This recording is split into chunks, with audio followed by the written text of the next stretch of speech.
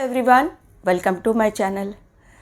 भगवान और विज्ञान, ये दो ऐसे शब्द जो युगों युगों से उस लड़ाई का केंद्र बिंदु रहे हैं, जो हम लोगों ने पढ़ा भी है, जिनके बारे में सुना भी है और देखा भी है।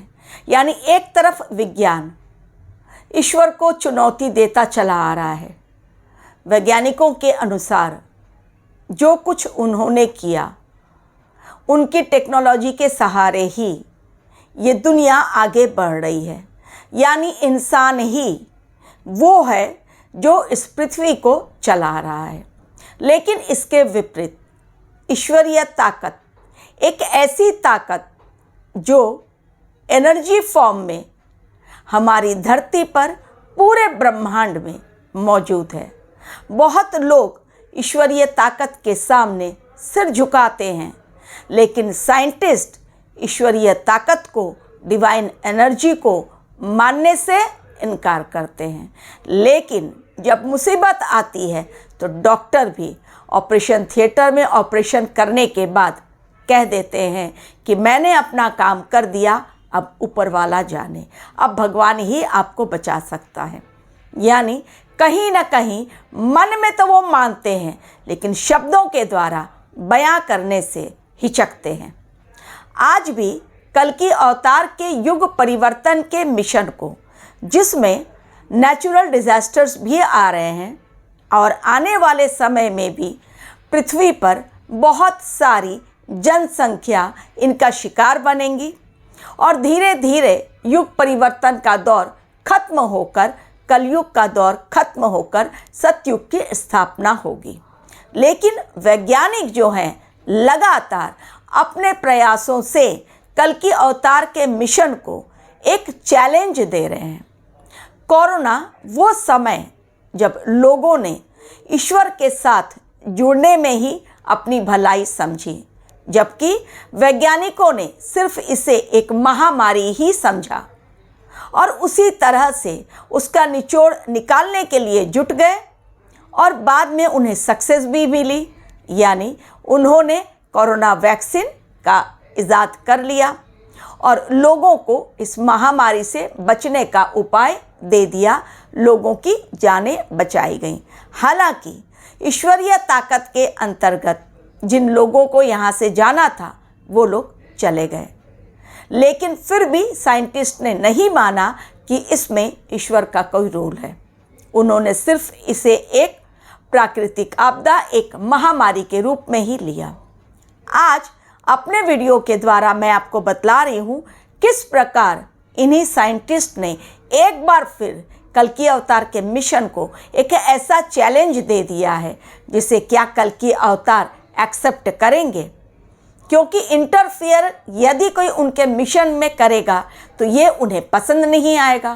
क्योंकि जिस काम के लिए वो धरती पर अवतरित हुए हैं, वो काम यदि पूर्ण नहीं होता है तो कलयुग भी खत्म नहीं होगा, और कलयुग खत्म नहीं होगा तो सतयुग की भी स्थापना नहीं होगी। तो हुआ ना आमने सामने विज्ञान भी और भगवान भी। अब जीत किसकी होगी? जैसी सदा से होती चली आई है, यानी विज्ञान हारेगा और ईश्वर की जीत होगी। लेकिन आज जो मैं देख रही हूँ, वैज्ञानिक यूके के साइंटिस्ट ने एक ऐसा आविष्कार कर जीत हासिल की है जिसके द्वारा आने वाले समय में भयानक महामारी के वायरस का पता चल जाएगा, ताकि लोग इसके शिकार होने से बच जाएंगे। और इस प्रोजेक्ट को, जिस पर यूके के साइंटिस्ट ने वेलकम सेंगर इंस्टीट्यूट में काम किया और विजय हासिल की, इस प्रोजेक्ट का नाम उन्होंने दिया जेनेटिक अर्ली वार्निंग सिस्टम।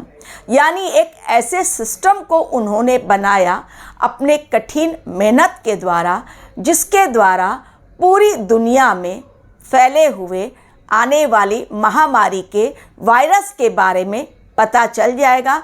न केवल वायरस बल्कि बैक्टीरिया और फंगस के बारे में भी पता चल जाएगा कि किस प्रकार से वो नए वेरिएंट या नई महामारी हम लोगों के लिए आ रही है।